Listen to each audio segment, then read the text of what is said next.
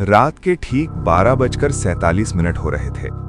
पूरा शमशान घाट सन्नाटे में डूबा हुआ था। हवा बिल्कुल स्थिर थी, जैसे किसी ने उसे रोक रखा हो। पेड़ों के पत्ते तक नहीं हिल रहे थे। सिर्फ दूर कहीं जलती हुई चिता की लकड़ियों के क्रैक होने की आवाज आ रही थी। और उस सन्नाटे के बीच एक छोटा सा कमरा था, जिसमें बैठा था रघु। रघु इस शमशान घाट का रात का चौकीदार था।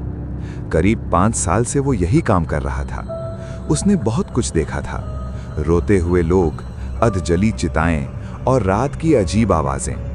लेकिन आज की रात कुछ अलग थी, बहुत अलग। रघु ने अपने कुर्सी पर बैठे बैठे लंबी सांस ली और सामने लगे सीसीटीवी मॉनिटर की तरफ देखा।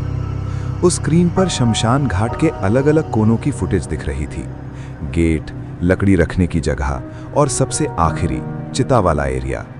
सब कुछ सामान्य था, लेकिन तभी स्क्रीन पे हल्की सी ग्लिच आई। रघु ने आंखें सिकोड़ कर देखा। ये क्या था? उसने धीरे से खुद से कहा। फुटेज फिर से नॉर्मल हो गई। उसने सिर झटका और बोला, शायद नेटवर्क की दिक्कत होगी। लेकिन अगले ही पल चिता वाले कैमरे में कुछ दिखाई दिया, कुछ जो वहां नहीं होना चाहिए था। रघु ने कुर्सी से थोड़ा आगे झुककर ध्यान से देखा। एक औरत सफेद साड़ी में, लंबे खुले बाल, वो जलती हुई चिता के ठीक पास बैठी थी। रघु का दिल एकदम से तेज धड़कने लगा। ये कौन है इस वक्त? उसने तुरंत घड़ी देखी। रात के 12:52। इस समय यहां कोई नहीं आता, कोई भी नहीं। उसने स्क्रीन पर जूम किया और जो उसने देखा उससे उसका खून जम गया।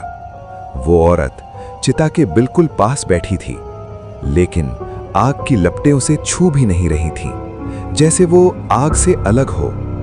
असली डर अभी बाकी था। वो औरत धीरे धीरे अपना सिर उठाती है और सीधा कैमरे की तरफ देखने लगती है। उसकी आंखें पूरी काली थीं और होठों पर एक हल्की डरावनी मुस्कान। रघु की सांस अटक गई। उसने घबराकर पीछे हटते हुए कहा, ये क्या है? अचानक स्क्रीन फिर से ग्लिच हुई और वो औरत गायब हो गई। पूरा एरिया खाली, जैसे वहां कोई था ही नहीं। रघु ने अपने माथे से पसीना पोंछा। मैंने क्या देखा अभी? उसका दिल अभी भी तेजी से धड़क रहा था। कुछ सेकंड तक वो चुप बैठा रहा। फिर उसने खुद को संभालते हुए कहा, नहीं, ये सब दिमाग का वहम है। लेकिन अंदर कहीं उसे पता था कि ये वहम नहीं था। उसने हिम्मत जुटाई, टॉर्च उठाई और बाहर जाने का फैसला किया। अगर कोई है तो देखना पड़ेगा। दरवाजा खोलते ही ठंडी हवा का झोंका अंदर आया, इतनी ठंडी कि उसकी रीढ़ तक सिहर गई। रघु धीरे धीरे चिता वाले एरिया की तरफ बढ़ने लगा। हर कदम के साथ जमीन पर सूखी पत्तियों की आवाज गूंज रही थी। चर चर, जैसे कोई उसके पीछे चल रहा हो। वो बार बार पीछे मुड़कर देखता, लेकिन वहां कोई नहीं था। जैसे ही वो चिता के पास पहुंचा, उसने चारों तरफ टॉर्च घुमाई। वहां कोई नहीं था, सिर्फ आधी जली हुई लकड़ियां और राख। रघु ने राहत की सांस ली।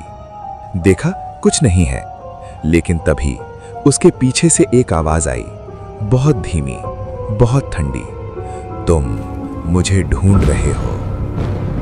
रघु का शरीर वहीं जम गया। उसने धीरे धीरे पीछे मुड़कर देखा, और जो उसने देखा उसके बाद उसकी जिंदगी कभी वैसी नहीं रही।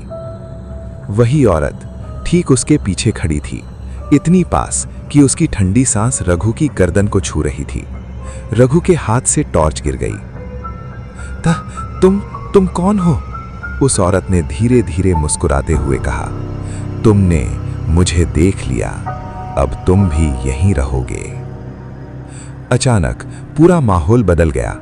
हवा तेज चलने लगी, पेड़ जोर जोर से हिलने लगे और चिता की आग अचानक भड़क उठी। रघु चिल्लाया, बचाओ! लेकिन उसकी आवाज उस अंधेरे में कहीं खो गई। अगली सुबह शमशान घाट के लोग जब आए तो रघु कहीं नहीं मिला। बस उसका सीसीटीवी रूम खुला था और स्क्रीन अभी भी चालू थी। जब उन्होंने फुटेज चेक की तो जो दिखा वो किसी ने उम्मीद नहीं की थी। रात के 12:52 पर वही औरत चिता के पास बैठी थी और कुछ सेकंड बाद रघु भी वहां पहुंचता है। लेकिन फुटेज में साफ दिख रहा था कि रघु अकेला नहीं था, उसके पीछे वही औरत चल रही थी, धीरे धीरे मुस्कुराते हुए, और फिर दोनों कैमरे से गायब हो जाते हैं। उस दिन के बाद उस शमशान घाट में कोई भी रात की ड्यूटी करने को तैयार नहीं हुआ। कहते हैं आज भी रात के 12:52 पर सीसीटीवी कैमरे में वही औरत दिखती है, और कभी-कभी उसके साथ एक और परछाई भी होती है जो पहले वहां नहीं थी।